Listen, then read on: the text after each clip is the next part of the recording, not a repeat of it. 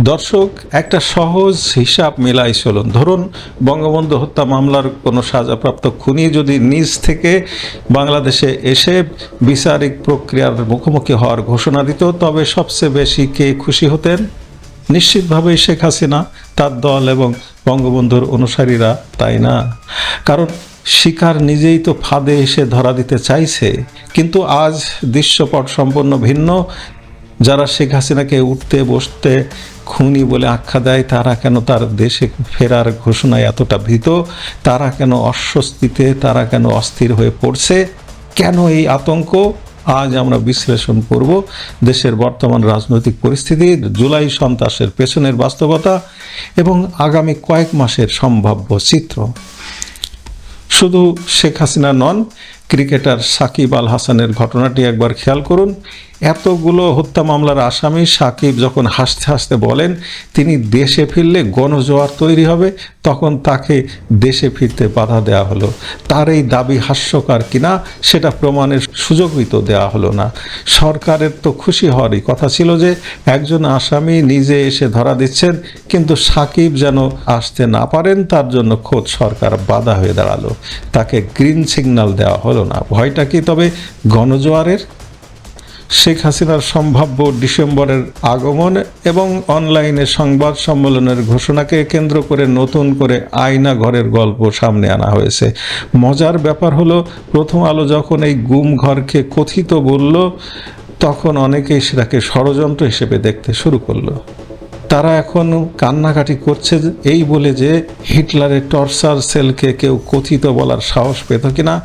কিন্তু প্রশ্ন হলো, শেখ হাসিনা সরকারের পতনের সাথে কি দ্বিতীয় বিশ্বযুদ্ধ বা মুক্তিযুদ্ধের আদৌ কোনো তুলনা চলে?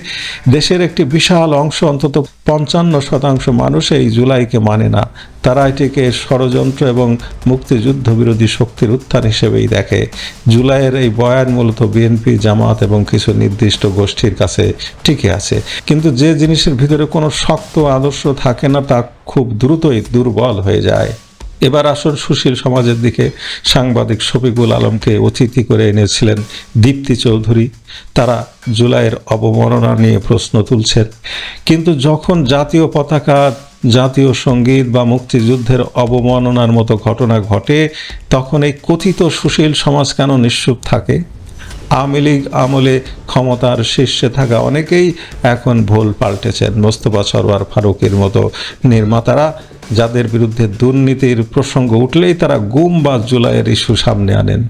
তাদের সুবিধাবাদী চরিত্র এখন মানুষের কাছে অনেকটাই স্পষ্ট। আওয়ামী লীগের কর্মীদের জন্য হঠাৎ করে মায়া কান্না করা গোষ্ঠী আসলে জানতে চায় শেখ হাসিনা কি সত্যিই ফিরছেন। কারণ সত্যি ফিরলে এই সুবিধাবাদীদের আর কোনো কুলে ঠাঁই হবে না। ভয় ও আতঙ্কের মাত্রাটা একবার ভেবে দেখুন। এর প্রভাব পড়ছে খোদ দেশের অর্থনীতি ও সাধারণ মানুষের উপর।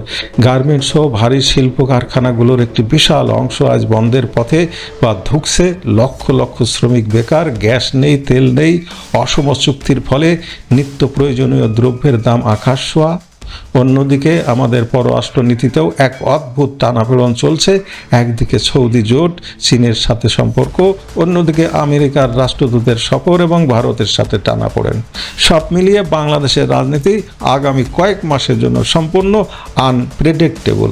কী হবে আগামীতে কেউ নিশ্চিত করে বলতে পারছে না। তবে একটি বিষয় স্পষ্ট, তলে তলে যারা মুক্তিযুদ্ধের চেতনাকে বিনাশ করতে চাইছে, তাদের এই মানসিকতা কখনোই আদর্শ হিসেবে প্রতিষ্ঠিত হতে পারে না। জুলাইয়ের দিনগুলো হয়তো কেবল শেষই নয়, বরং এর একটি অসম্মানজনক পরিণতি অপেক্ষা করছে। দর্শক, আপনাদের কি মনে হয়, শেখ হাসিনা কি সত্যিই দেশে ফিরবেন? কমেন্ট করে আপনার মতামত জানান। ভিডিওটি ভালো লাগলে শেয়ার করুন আর সাবস্ক্রাইব করে আমাদের সাথেই থাকুন। ধন্যবাদ।